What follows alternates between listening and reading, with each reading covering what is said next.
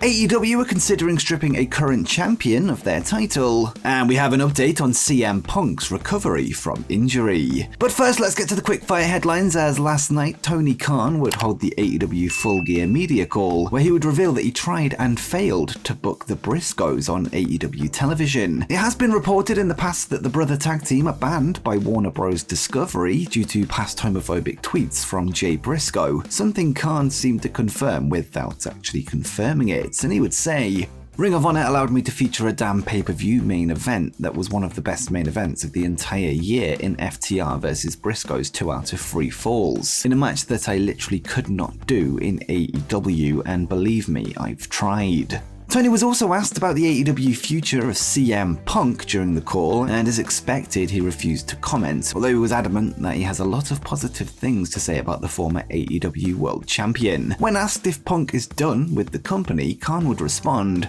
"I can't comment on that. I have nothing but positive things to say about the contributions CM Punk has made in AEW on screen, and certainly a lot of positive things to say about the things he did in AEW to date, and I can't comment on that. But I do understand why you'd ask, and I appreciate you asking." Tony was also asked if he was aware of CM Punk's intentions before the all-out media scrum that saw him address many of his gripes in AEW, with Khan explaining why he didn't stop Punk in his tracks, and he would say, "I don't want to comment beyond this, but you were sitting 5 feet and I did not know. No, I did not know that Punk was going to go on a rant, but I will not comment beyond that except to say I had Keith Lee and Swerve Strickland coming up right after that, and I had Tony Storm after that, and I had important stuff to talk to them about."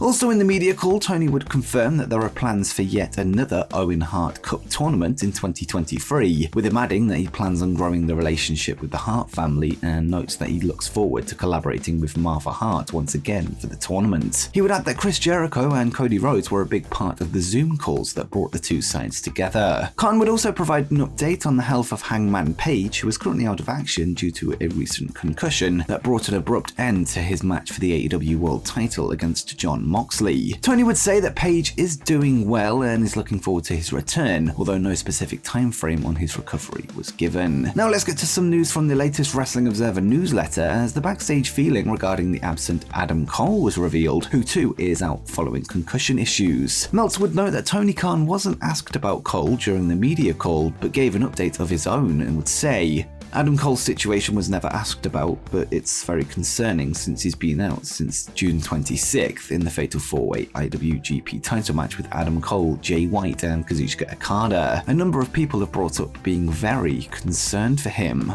Jeff Hardy was scheduled to appear for a pre-trial hearing today on November 18th, as part of his ongoing legal trial following his DUI arrest back in June. According to PW Insider, Hardy's defense have filed for a continuance, with the hearing now being pushed back to December 21st. This is now the 3rd time that it's been delayed. According to court records, Hardy will be required to attend the hearing in person, with it believed that his team are currently working on a plea agreement to prevent a trial. Last night on Impact Wrestling, the final of the ongoing X Division Championship tournament for the vacant belt was made official, this after Black Taurus defeated PJ Black to advance from the semi-finals. He will now face former one-time X Division champ Trey Miguel for the belt at tonight's Impact Overdrive pay-per-view. AEW Games have confirmed that fans will be given more information on the upcoming Fight Forever console game tomorrow, with the Lights Out match set to be the spotlighted feature. They would tweet out a brand new screenshot with some information on the reveal and would say, "This AEW Fight Forever reveal at AEW Full Gear is going to be lights out. Tune in this Saturday, November 19th, live on pay-per-view at 8 p.m. Eastern, 5 p.m. Pacific, across all major providers."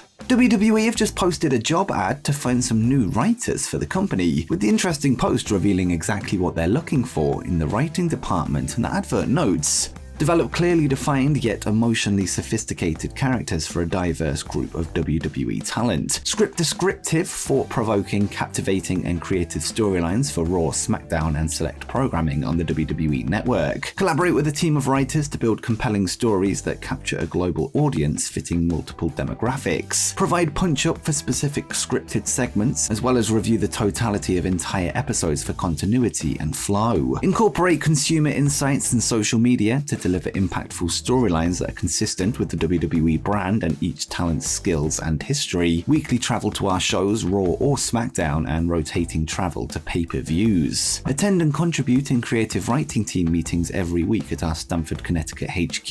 And now let's get back to the Wrestling Observer newsletter, where it was revealed that there are secret discussions within WWE over a Stone Cold Steve Austin return, although the specific ideas are being kept under wraps. And the report notes, there has been a lot of talks in recent weeks that Steve Austin would be willing to do another match at WrestleMania this year. All we know for sure is that there is smoke to the fire, and something is in the discussion phase. The ideas being discussed internally are being kept secret. Whilst the Women's War Games match at the upcoming WWE Survivor Series pay-per-view has been confirmed, with Damage Control, Nikki Cross and Rhea Ripley set to battle Bianca Belair, Alexa Bliss, Asuka, Mia Yim, and a mystery competitor, there has been no word on who will be competing in the men's match. Well, according to PW Insider, the plan is for Roman Reigns, Solo Sikoa, the Usos, and Sami Zayn to take on Drew McIntyre, the Brawling Brutes, and Kevin Owens inside War Games in what is expected to be the main event of the show on November 26th. Lee Moriarty of The Firm would appear on Talk Is Jericho this week, where he discussed his involvement in the secret return of MJF at All Out 2022. The Firm would assist a masked MJF to capture the Casino Ladder Match poker chip for a shot at the AEW World title, and during the chat, Lee would reveal that he didn't know the identity of the masked man until after the moment itself, with the only one that knew being Stokely Hathaway. Moriarty would reveal that Max later apologized for the secrecy and said, "He just told us, hey, sorry, I couldn't tell anybody, but I wanted to keep it a secret, and we understood, no hard feelings or anything like that."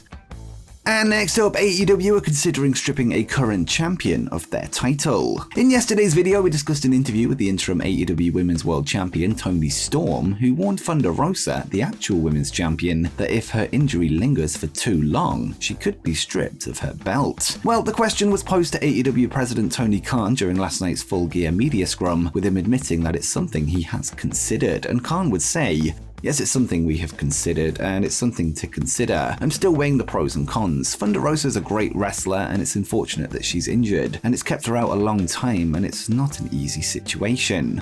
And I try to take everything on a case-by-case basis, and I'm trying to give Thunder Rosa every opportunity to come back and defend the championship. But eventually, you would have to crown a lineal champion, to your point." Thunder Rosa has been out of action for 3 months at this point, with her recently revealing that she hopes to get back in the ring by January, which will take her injury length to 5 months. With the interim AEW Women's World Championship being on the line tomorrow night, it will be interesting to see if the promotion will make a last-minute decision to make the match between Toni Storm and Jamie Hayter for the official Women's World title, or if the decision will be delayed further. But do you think AEW should strip the absent champion of her title? Let me know in the comments down below.